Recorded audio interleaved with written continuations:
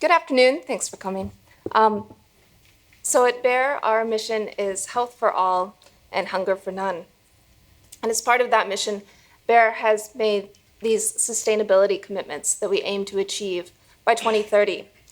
The first two are focused on reducing the impacts of greenhouse gas emissions and our crop protection chemicals. The third sustainability goal is focused on empowering over 100 million smallholder farmers across the globe with access to sustainable products and solutions. And as part of that commitment, today I'm going to tell you two stories about how Bayer is using PacBio HiFi technology to build crop genome resources for smallholder crops. And two particular smallholder crops I'll focus on today are banana and okra. So first, banana. So bananas are grown in 135 countries across the globe, and over 400 million people across the world rely on bananas for food security and for their income security. As of a few years ago, bananas were the fifth most traded agricultural product. Despite that, the export market is a minority of the global production in banana, and actually most are consumed locally. This really underscores the point that bananas are an important smallholder crop. Often farmers are growing them alongside other crops that they're selling as maybe more for their primary income, but bananas are consumed locally and in domestic markets. So a little bit of history of banana. In the first half of the last century, the primary cultivar was Gros Michel, was the dominant variety. It tastes a little bit different, little different shape and flavor than the bananas you would find in the grocery store today. But in the 1960s, the Fusarium wilt pathogen decimated the Gros Michel commercial production across the globe. And in the wake of that, the new variety Cavendish emerged, which has resistance to Fusarium race 1. This was Panama wilt disease many decades ago. Well, time moves on. Oh, and so Cavendish, dominates global production. About 49% of bananas across the planet, and basically the entire export market, but also a lot of that domestic market as well. So in the 1990s, history started to repeat itself, and in the Southeast Asia was the first detection of Fusarium tropical race 4, so this is another strain of the same fungal pathogen. Started to emerge in Southeast Asia, but today it's spread across the globe, basically anywhere bananas are grown. So a little bit about this pathogen. On the far corner, you can see the effect of the Fusarium pathogen on the plant itself, so it invades the roots, and then you see the chlorosis and the yellowing in the leaves. The GFP labeled image is from one of our collaborators at the University of Queensland. They have the GFP labeled pathogen where you can see as it moves up the xylem, the GFP is illuminating the pathogen in the plant. And so you can see the whole plant phenotype and the yellowing in the middle. The last photo is an image of a field in China that has been infected with TR4. So this was taken by one of our collaborators at the University of Queensland, and he was visiting China.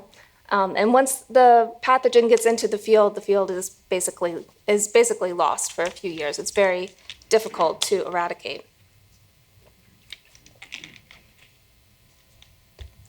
Okay, so then in this map, I'm showing again the spread of the TR4 pathogen across the planet.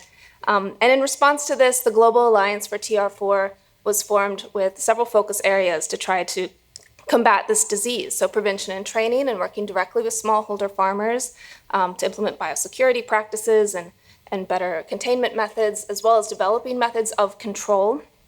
And the last objective was breeding and genetics working group to develop new TR4 resistant varieties. And so that's where Bayer has joined the TR4 genomics working group with our partners to achieve this. So we have partners at the International Institute for Tropical Agriculture, Alan Brown and Ronnie Sweenan and their teams. And then at the University of Queensland, we're working with Elizabeth Aiken and Andrew Chen. I'm a computational biologist, and so for the past few years, I've been leading the comparative genomics team at Bayer, and you'll see some of our team members who've been working on this project, also listed here, along with our sequencing lab partners in this project. So the modern banana breeding programs, such as at IITA and other places, are using diploid or sometimes tetraploid banana varieties of Musa acuminata and others in their breeding programs. But the edible bananas that you'll find in the store that we eat commercially are triploid. And so the triploid banana material, such as Cavendish, that's the dominant variety that's probably what you'll find in the grocery stores here, that's maintained by micropropagation. And it's that micropropagation process that makes the Cavendish variety truly a clonal crop and therefore really susceptible to diseases like TR4. So we really need durable genetic resistance. Part of the mission of our breeding group the genetics group was to build some genome assemblies to that end. So these are 6 of the 7 accessions that we've sequenced, and they were all selected by our IITA breeding partners. You can see some of the phenotypic diversity in these images. It's probably easiest to see the phenotypic diversity from where you're standing in the fruit images. I think that's kind of fun. So I haven't labeled it on this slide, but these are all Musa acuminata species, and they're all different subspecies that have contributed to the Cavendish triploid banana, so different subgenomes. They're related to the different subgenomes in Cavendish. And so these, besides just having like interesting different fruit phenotypes, they also have different responses to TR4 and other important breeding traits, other kind of pest resistance and so on. Okay, so the project, we received lyophilized tissue from breeding stations in Africa and in Europe. And so we received the material in St. Louis. We did the genomic DNA extraction there. This was maybe 4 years ago now. So at the time, we were still on the sequel 2E. We got pretty nice read insert links. I'd say it's on the lower end from what we like, even at that time. And we think this is probably because the tissue was lyophilized, but that was just part of the challenge of working with this international team, and that was kind of the best material we could get. Nonetheless, we were able to build pretty nice assemblies. So we used HiFi ASM and built several partially phased diploid assemblies. So in this plot, I'm showing just the length of each haploid genome. The top bar is D.H. Bahang V4, and that is a very popular public reference for banana. And then each of the next bars are our genome. So we have 7 genomes, or 14 genomes from 7 species, because I'm showing a statistic for each haplotype assembly. And here I have labeled them by their subspecies. I'll also show you the contiguity stats in 50. So we used a ragtag-based reference-guided scaffolding. And my hypothesis is that we got better scaffolding for the Malacensis, which is the same subspecies as that public reference that we used for scaffolding. All right. We also detected most of the telomeres. The banana genome turned out to be a little bit more challenging than you might expect, only about 600 gigs. But we got most of the telomeres, so pretty good completeness overall. Okay, and of course we will do our GMOMA annotation, and pretty sure we did isoform sequencing for this one as well. We got really nice BUSCA scores and pretty consistent also across the collection. Okay, now of course we're interested in that TR4 pathogen resistance. So we used an NLR annotator to look for those NLR motifs, and we find around 100 NLR, putative NLR genes in each haplotype assembly. So in an independent project, our collaborators at the University of Queensland have mapped TR4 resistance to the end of chromosome 3. They published this a couple of years ago now.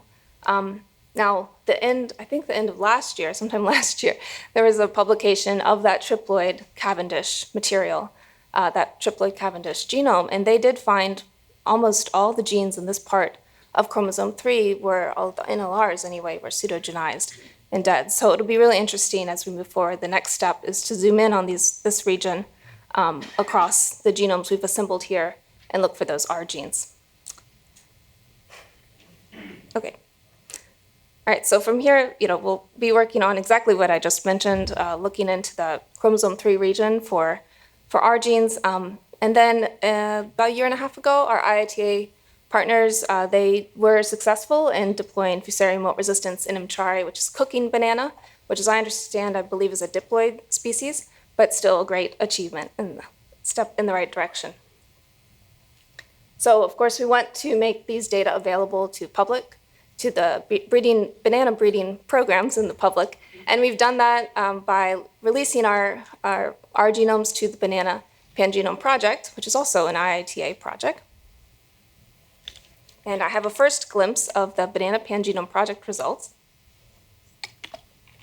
So this is 74 genomes, and it includes the 14 haplotype assemblies that Bayer contributed. And the other genomes come from other partners, as well as several banana genomes already in the public. You probably cannot read the little labels there, but this encompasses even more diversity of banana than was in our own collection. And so this is the Banana Pangenome Project is an IITA effort, but is being run through the Todd Michaels lab at the Salk, and more to come. So this is really just getting started, and next they're working on gene model annotation of the collection, and then followed by pangenome graph construction. So.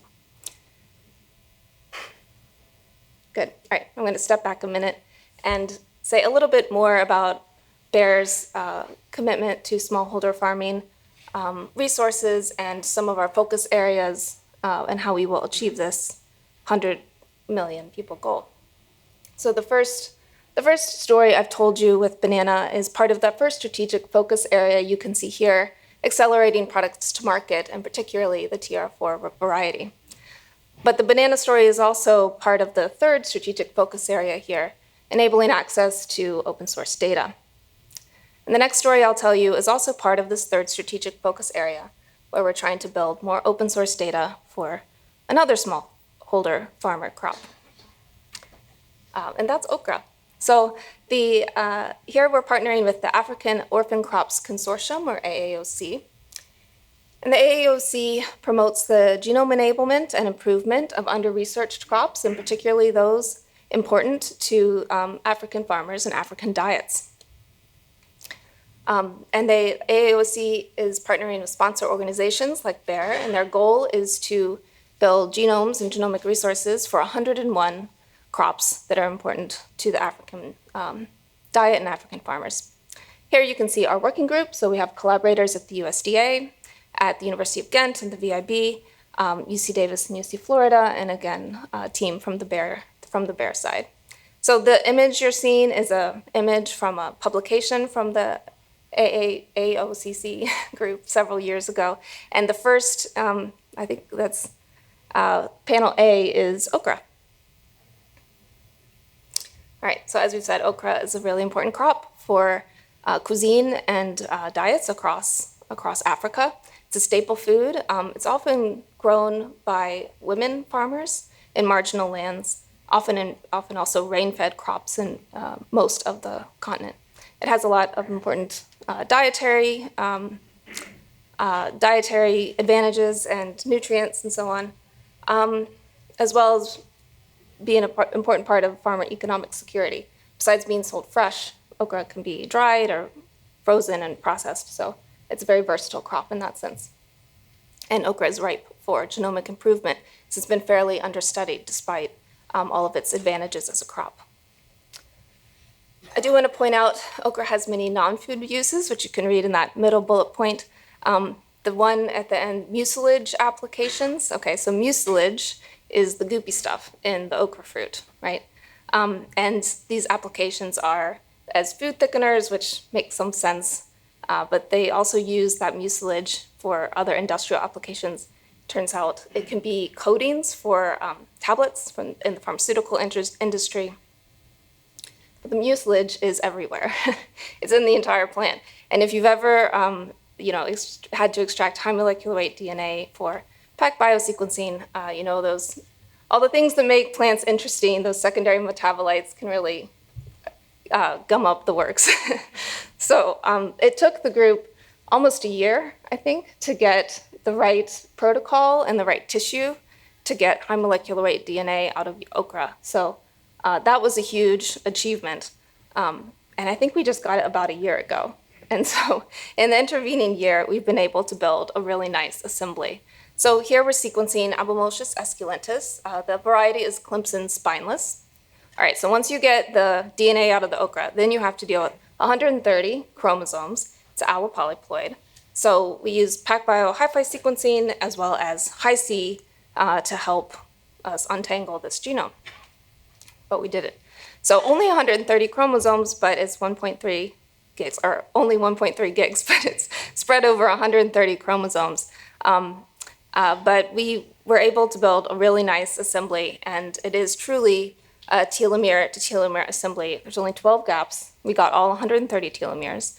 And this was a lot of work, especially by Ash Yao at the USDA. So I hope you caught her talk on Saturday. If you didn't, you should catch up with Ash. It was a very impressive effort and a lot of iteration on the genome assembly methodology to get to this point. But here I'm showing the HiC contact map for the T to T assembly of the esculentus.